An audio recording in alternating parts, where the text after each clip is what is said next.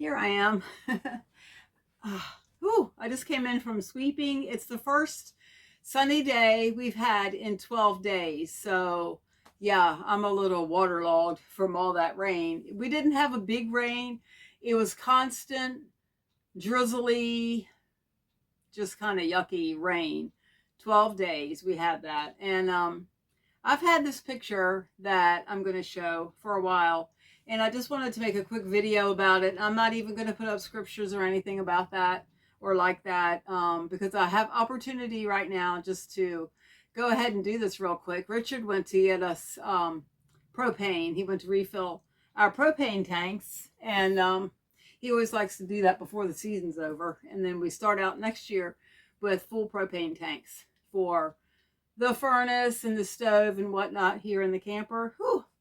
I should have caught my breath first. Anyway, that's what I get for being in a rush. The picture that I'm going to show, and I don't know if I'll put it on as a thumbnail or just show it here in the video. But anyway, my mom passed away 3 years ago, this past March.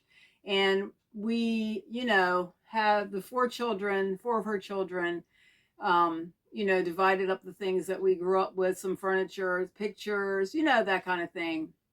And the one thing that came back with me was a drop leaf table that back in the day, my mom got married in 1953, 50. She graduated in 50, I think. Anyway, I was born in 55. So she got married in the early 50s, and that was part of what she got when she was first married. So it was a really pretty drop leaf table that she always had her plants on in front of a big window, kind of like this one here.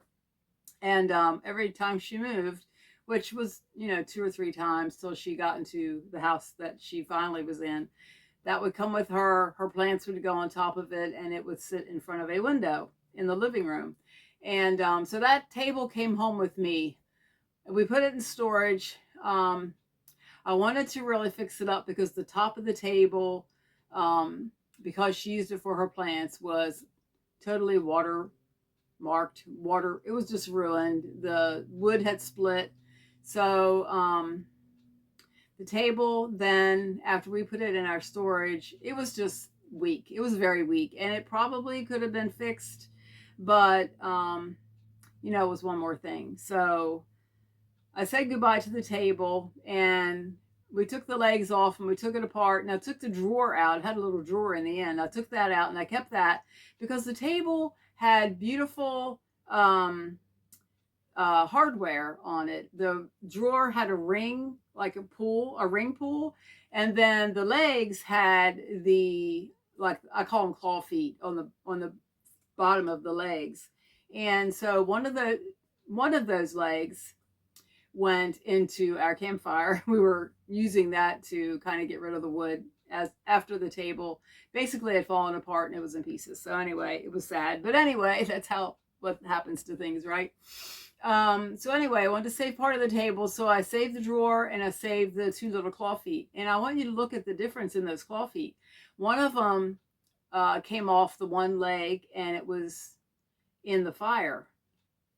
And after the fire was out the next day or whatever, I found it in the ashes and I pulled it out because I still wanted to save it.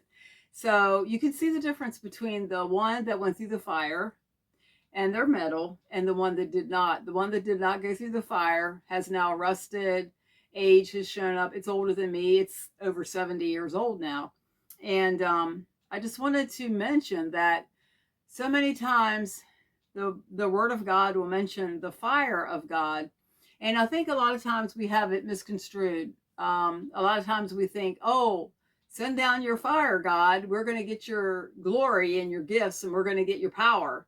Well, most likely in most places in the Bible, when you read about the fire of God, it is to purify, and it is to get rid of the junk, and it is to burn away the things that are not needed. So as you can see in those feet off of my mom's table, the one that went through the fire, it has been refined. It's clearer. It looks better, and the other one is still looks rusty. So just as a little lesson, I thought if we ask for the fire of God, and I know people have, I've heard people pray that, which is fine.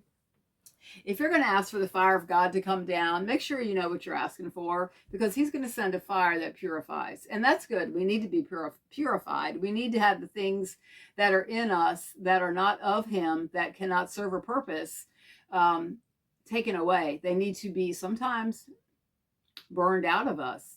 I guess you could use that terminology, burned out. And I believe at the end, those that get thrown into the lake of fire will burn up and they will be gone. So that's another whole subject, because like I said before, I'm studying hell. So I'll talk about that later. But anyway, I just wanted to make a little video about how things end up purified and cleaner, and when they go through the fire. Now that one foot that went through the fire, you could take that and probably varnish it again, sand it down a little bit maybe, and varnish it again, and it'll be pretty. The other one, not so much. That one has to go through the fire before it will look like its counterpart that already went through the fire. So just wanted to kind of make that clear. If you're going to ask God for the fire, if you want God to purify you, you're better know what you're asking for. It's not a bad thing, because we want those things out of us. We want God to burn the impurities out of us, right? Out of our thoughts, out of our behaviors, whatever. Out of our, if we have trauma, we want that to be taken away. We want that healed. If we have, things that we have done against the Lord or done against others, we want that to be healed, taken away. There's usually repentance that goes along with that kind of fire. So just using those two little feet off of my mom's table, I thought it was just a good object lesson. So this is Linda with the Life Station Express, the relay station. You can look up any purification fire scriptures in the Bible. Just do a little search and you'll find several. It's really throughout the Bible. You can find it. So I just thought that was interesting. All right, I will talk to you soon. I'm going to get back at it. I'm vacuuming, sweeping leaves. After all those rainy days, things are drying out. It's so nice. We have a few weeks left here at the campground. So we're getting ready for the next change. And I do like change. So 6 months here, 6 months somewhere else. So we're getting ready for that. That's why Richard's out getting our propane. And we will talk to you soon. All right, I'll talk to you later. Bye-bye.